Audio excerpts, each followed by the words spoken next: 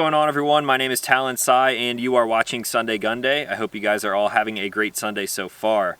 Today we are kicking off what I have dubbed the PCC or Pistol Caliber Carbine Showdown. In front of me here I have a spread of PCCs which all have dedicated reviews on them here on this channel already. So if you want to find any more information about anything that you see here in this video, you can find those links in the description down below. We have a ton of different shapes and sizes, manufacturers, price points, and a lot of unique things about each of these firearms. If your personal favorite PCC is not here in front of me today, don't sweat it. I will get around to reviewing some more of these in the future. And this video has already taken me a lot of time and effort to put together, so if you guys want to see more PCC reviews and you want to see your personal favorite added to this lineup, I would appreciate it if you guys left a like on this video and also consider subscribing because I do make new videos every single week. I'll take the suggestion of whichever comment gets the most upvotes for a new PCC and I will add that to a lineup, bring you guys a full dedicated video on it, and then I will throw it into the mix in the future. So I have 7 options right here in front of me, and I figured the best way to do this would just be to line them up from their MSRP lowest to highest. Now just because the MSRP is low doesn't mean that the overall cost of these guns are the same. This one in particular right here, MSRP is about an $800 gun, but with all of the upgrades, it would actually move it way further over towards this end of the table. So I'm going to run through all of these. I'll give you a quick breakdown of the numbers, the specs, and then of course we will shoot all of them. If you want more details about everything that I'm about to mention, I also put together an entire spreadsheet which you can find in the description down below. If you're looking at possibly picking up a PCC in the future, then maybe you could use that chart as a reference to filter things based off of price, barrel length, or whatever you see fit. So with all of that being said, let's start the showdown. First on deck, we have the Kel-Tec Sub 2000. This thing is coming in with an MSRP of just around $500. This is a direct blowback gas system. It has a barrel length of 16¼ inches, and that is also threaded. The extended length is 30½ inches. The folded length is 16¼ inches, and it's coming in with a weight of 4.59 pounds. The only accessories that you will find on here is an angled foregrip and a tube cover. So this is definitely one of the most unique ones out of the bunch, simply for that functionality right there. This is the shorter grip version, which does accept Glock mags, Glock 19 to be specific. And it does have that going for it, which is nice.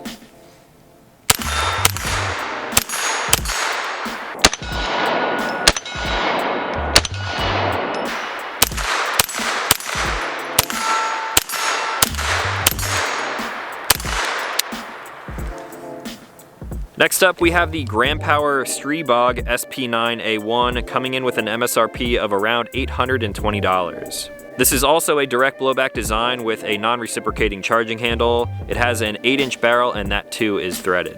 The Streebog has an extended length of 24¼ inches with a folded length of 15¾ inches, coming in at 6.72 pounds. For the extras on this one, we are also running an optic and a light.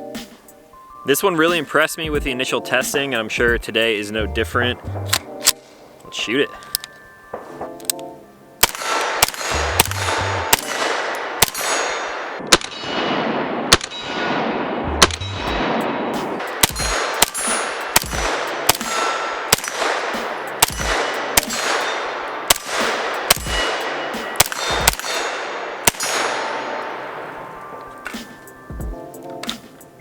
Next up, we have what seems to be a cult favorite, the CZ Scorpion Evo 3 S1, coming in with an MSRP of $884. This too is a direct blowback design. You got the sort of HK style slap, which is a cool touch. And it has a barrel length of 7¾ inches with threads on the end. This Scorpion in particular has an extended length of 25¼ inches with a collapsed length of 16¾ inches, coming in at 6.07 pounds. Now the extras on this one are pretty extensive. We're running an optic, a folding adapter with a brace, a pistol grip, a trigger, and rail covers. The one that pretty much everyone seems to love, and understandably, it's a small package. Ergos are decent, at least in this configuration, and that's a lot of firepower in such a small package. This one's also got the slap, which I love.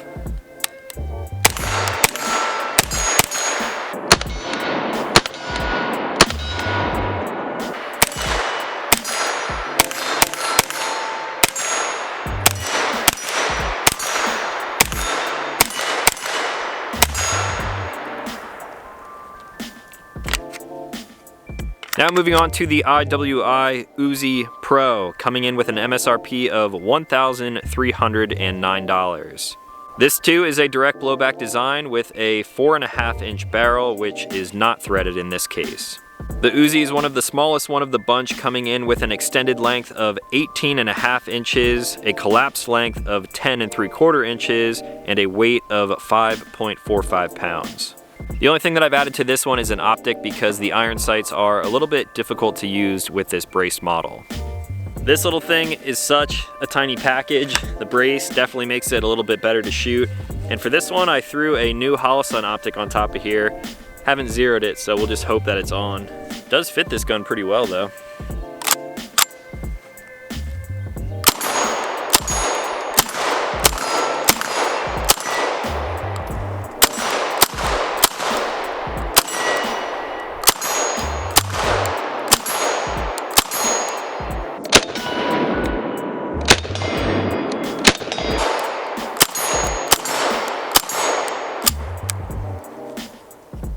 Doesn't seem to be too bad. Now moving on to one of my personal favorites, we have the Chris Vector SDP coming in with an MSRP of $1,349. I like this one so much because of the engineering and mechanics behind it. It's using the vectored delay blowback system. It has a barrel length of 5.5 inches and it is threaded to accept a silencer. The Vector in this configuration has an extended length of 25.5 inches with a collapsed length of 17.5 inches, weighing more than anything else here today, 8.01 pounds. For the extras, we're also running this one with an optic, a folding adapter, and a brace also from Chris. Now for the Vector, once again, I still bring this gun out quite a bit to shoot it, and it's probably one of my favorites in my collection. One of the main reasons I'm so into firearms is because of the mechanical aspect and the engineering behind them, and with this Vector system in here, it's just super cool. I don't think I've actually shot this with the new Chris folding adapter and the new magazine, so we'll see how it does.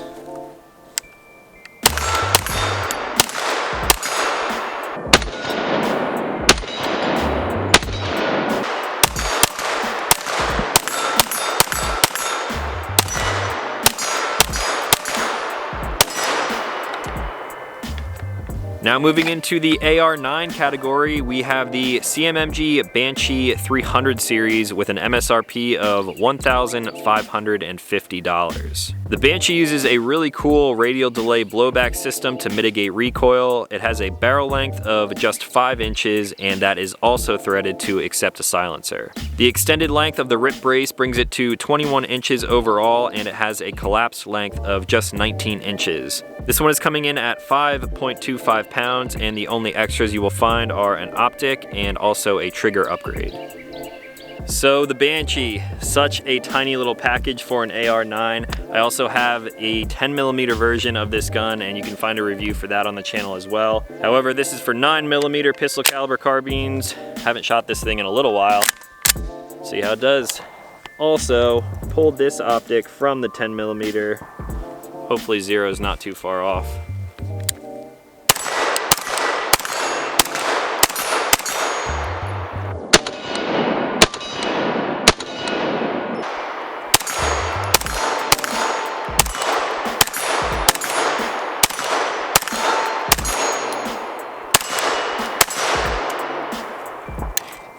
Now last but certainly not least, we have the Battle Arms Development XIPHOS 9P coming in with an MSRP of $1,999. This is a direct blowback design with an 8-inch barrel which is threaded as well to accept a silencer. The extended length is 25.75 inches with a collapsed length of 23.25 inches, weighing just 5.35 pounds. The only real accessories on this one are the backup iron sights and the red dot optic.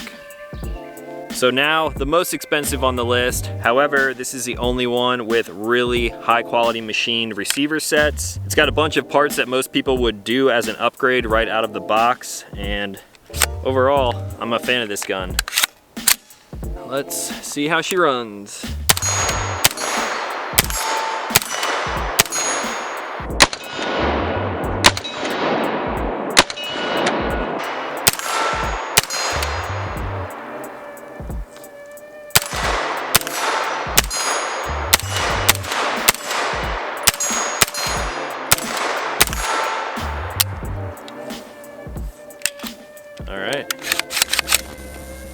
So there you guys have a quick refresher and breakdown on everything that we're working with here today. I'm not really making this video to say that one of them is better than the other, or I think that this one should not be considered and this one should be your top pick. I'm really just doing this as a blanket comparison. We're going to do some comparing and contrasting. We'll talk pros and cons of each of them. I'm not doing this to declare an overall winner. I'm really just putting the information out there for you guys to make an informed decision of your own. Now, I'm sorry to say it, but I do have a least favorite out of the bunch. All of these are great to shoot, don't get me wrong. They are super fun. Most of them are pretty practical. However, when it comes to being the most fun to shoot and the most practical, the one that falls a little bit short for me out of all of these, you guessed it, of course, the Uzi. Now, I'm not going to completely knock it because I did say a lot of good things about this gun in the review. It's super fun to shoot. It is the smallest out of the bunch. I did find that there's an easier way to fold up that brace. I was struggling with it during the review, but all you have to do is sort of smack it like that, and it folds up to just about 10 inches. Now, with a package like this, you can get it without the brace and just use the iron sights. However, if you are going to brace it, then I would definitely recommend an optic. The controls and ergonomics are inherently a little strange with a gun like this. It does ship with 25 round mags, and everything is just kind of like bunched up. It's a small package. What do you expect? The safety is found over here on the side. It's just unconventional. This does have a lot of upgrades though from previous models. It does have a side charging handle with a pick rail on the top. It has a rail up front, no threaded barrel. Might lose a point there. And it also does not have last round bolt hold open. So I'm sure there are Uzi diehards out there who love this gun to death, and I understand why. It's definitely super fun. However, this would probably be my last choice out of everything here on the table.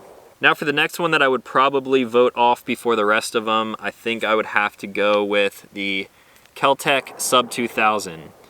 Again, don't get me wrong, these guns are extremely fun to shoot. This one is super unique, and a lot of people don't like Kel-Tec because they produce really weird stuff. Their guns are always plasticky and just strange compared to everything else out on the market. However, that obviously did not stop me from owning one of these things. I love all of the weird stuff that Kel-Tec puts out, and this is definitely no exception. You get a really long barrel, so you're probably going to get a little bit better ballistics out of a 9mm round compared to everything else here. The ergos on this, since it is one of the longest guns out of all of these, it's actually pretty good. It takes Glock mags. It's really simple. It's really just like a pipe with a trigger in it. There is quite a lot of aftermarket support for this thing too from companies like M-Carbo. I don't have anything from them on here. However, maybe I will soup this thing up in the future. M-Carbo, if you're watching this, hit me up. Now for some of the things that I don't like, which can actually be solved with aftermarket parts, the sighting system on here, you really have to get your head down on there pretty low. When you're wearing electric over-ear pro, like you saw me wearing there, they can sort of get pushed off because of the tube. I really don't want to say a whole lot of bad stuff about this because it is the cheapest in the bunch, coming in with an MSRP of $500. I believe when I picked this up, it was closer to like $400, maybe even sub $400 at the time. This model in particular that takes the shorter Glock mags sometimes becomes a little bit of a rarity. They're a little bit difficult to find. However, if you can get one, it's a gun that I would still recommend picking up. Quick side note to anyone out there who owns an older model of a gun like this, there was a recall submitted for them. They had some barrels that had some issues. I'm not going to go too into details with that. However, I did get this one replaced. You can search a serial number on their site. I believe that would still be active right now, so this is one that I did send in for a recall, got it back, and as you can see, it shoots great. So that is that for the Sub 2000. Now, moving right along, I believe everything else here is a little bit more evenly matched than the other two that I sort of voted off. I guess we'll jump into one that people may consider a little controversial, the debate on AR9s. So here I have the CMMG BANSHEE 300 series, very small package, radial delay blowback, forged receiver set. It's got a lot of cool features to it. It is a very small package and it shoots great. The only thing I've done as far as upgrades go to this is of course the optic, and I did drop a Geisley single stage trigger in here. This gun is super fun to shoot. It's even better when you throw a silencer on the end there. And this too is a gun that I have recommended in the past. CMMG changing up the pretty standard direct blowback system in an AR9 and switching over to the RDB or the radial delay blowback system I think was a smart move. This has a lot going for it that a lot of competitors do not have. CMMG also has the patent for a last round bolt hold open system. This one in particular, if you caught my initial review, you will know that I did have some trouble with the gun locking back. Right after that video, I did send the gun back to CMMG. They fixed it and sent it back within about 2 weeks' time. Since then, it has been completely reliable as far as lockbacks go. Other than that, no malfunctions, and this is definitely one that I'm still going to continue to recommend. Now we have the Battle Arms XIPHOS 9P, or 9 pistol. This is one that a lot of people freaked out in the comments about because of the high price tag on here.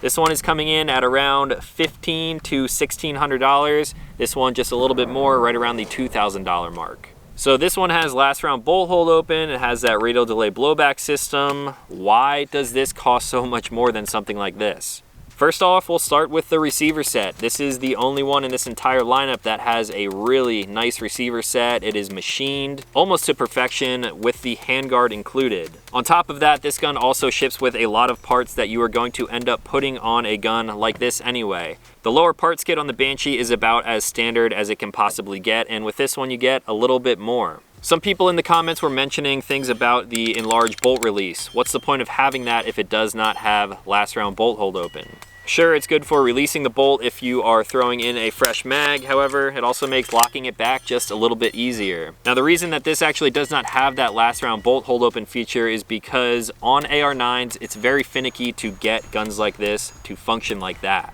Most of the people who do have that feature implemented into their lowers, they have a patent on it. CMMG is a prime example. The Banshee is also an example of how those things aren't completely reliable. When I got this thing out of the box, it wasn't completely reliable with holding that bolt back every single time you ran out. So that is the reason the XIPHOS does not have that. I know Battle Arms pretty well, and I believe that they will be working on implementing something like that in the future. And keep in mind that the MSRP of about $2,000 is just an MSRP. That goes for everything here. Most of them you're going to find a little bit cheaper than what I'm mentioning. So I know that was a direct comparison, but again, I'm not doing this to pick a winner. If you're cool with trying something new like the RDB system and you don't want to spend $2,000, then you could get something like this. However, if you appreciate some things like the finer details of the machining and all of the quality parts that the XIPHOS is made out of, then maybe this is something more your speed. Now moving on to the remaining three. So I guess we will start with the Scorpion since it's front and center now. The Evo 3 S1, like I mentioned in the beginning, I believe that Scorpions have sort of a cult following. People seem to love them and defend them and everything about them until wit's end. Now don't get me wrong, I'm not hating on the Scorpion, however, I think a lot of those people are blowing things a little bit out of proportion. The MSRP as this thing ships is definitely on the low side when we're comparing it against everything that we have on the table here. However, this gun as it sits right here with all of the accessories that I've added to it, it's probably upwards of $1,200, possibly even more than that if I had to guess. We've got the rail covers, the HB Industries trigger, we have a different grip on here, of course the optic, and the SB Tactical folding brace adapter. I even changed out the safety on this thing too. All of these accessories definitely make this gun much better for my personal tastes and preferences. This gun is way more functional and, in my opinion, more practical than this thing coming right out of the box as a pistol that you have to hold out and shoot like this. Now, all of that stuff being said, if you are like me, you probably enjoy modifying things, and I bought this thing knowing well I was going to throw a bunch of money into it. The way the gun sits now, I of course really do love it. It is a tiny package. It actually fits into a Vertex transit sling, which is insane. The ergonomics are much better since I swapped out this grip and threw a brace on here. It is still a really compact package, however, it's better than just holding it out in front of you. I had an issue with the safety, got rid of that. The trigger is terrible on the Scorpion right out of the box in my opinion, so I of course upgraded that. It's a lot better now. And then I also added the rail grips on the front here, and one thing that you do have to be careful of is the muzzle on this thing. It does have the hand stop on there, but it is very easy for your thumb to sort of slip forward and get a little charred. The Evo 3 S1 is just one SKU of the Scorpion. These come in all different colors, shapes, sizes, different barrel lengths. The aftermarket support for these things are great. There are a million different things that you can do with a Scorpion. So because of that, I guess that is one of the reasons why it appeals to such a large audience. Other than that, this thing is pretty simple. It's polymer pretty much everywhere you touch it. It's relatively lightweight for what it is, and as far as pistol caliber carbines go, this is obviously one that I can recommend. Although it seems like there might be a lot going on here, this thing is still pretty simple, and especially when you compare that to the next one, the Chris Vector. So like I mentioned, this one is one of my favorites simply because of how unconventional it actually is. This weighs more than anything else here on the table, coming in at 8 pounds. This is not a light gun. I would not want to hold this out in front of me all day long. That being said, however, that weight is because of the vector system in here. I won't go super into depth on this, but basically what is happening is a round is being fired, and that energy, instead of coming straight back into your shoulder, it's being re-vectored back and down into the lower portion of this gun. The ergos on this thing are really weird. You have to be careful of where you are putting your support hand as a right-handed shooter. You have all of the controls right up here, and if you are not used to them, chances are you're going to be dropping the mag prematurely, or you're going to be holding the bolt open with your opposite hand. That being said though, once you get used to this stuff, if you pull back the charging handle and push your finger down, it locks the bolt back, so that is really by design. When you drop the mag right here, put in a new one, you can also drop that bolt very quickly. So this, just like any gun, it's one of those things that you sort of have to train with if you are going to run it in any capacity. However, my love for this gun simply stems from how cool this thing is. Like I mentioned, I did add the Chris folding adapter on here, which locks into place. I wish this was sort of one that you could just pull to open up, but you actually do have to press a button.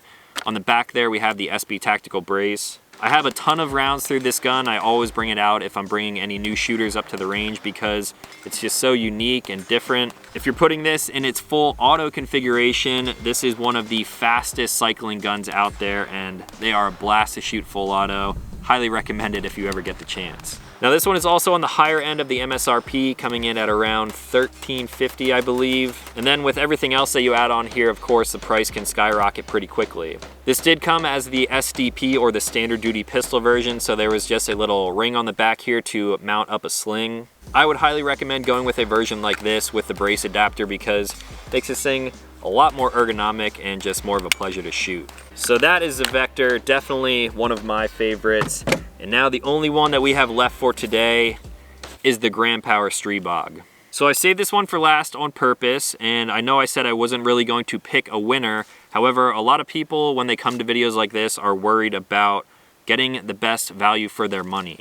I think no matter how you look at it, tastes and preferences aside, most people can gravitate towards a gun like this because there are so many good things going for it. This gun came just how you see it here, other than the optic and the light on the front, so you don't have to get the brace and folding adapter aftermarket. There's really nothing that I can complain about on this gun, coming in a little over $800 in most cases for an MSRP. It's a nice small package. It has a threaded barrel for a silencer. The charging handle is non-reciprocating, which is a nice touch since it is so large and sticks out the side there. The ergonomics and controls on this thing are great. The trigger, that is something that I was sort of weary about when testing this thing. I did compare it right next to the Scorpion trigger, and I have to say that even with the upgrades on the Scorpion trigger, I still prefer the trigger on the Streebog. It's completely ambidextrous, so it has a safety on both sides. You can drop the mag from either side. It also ships with 3 30-round mags, so you're not going to have to go out searching for anymore.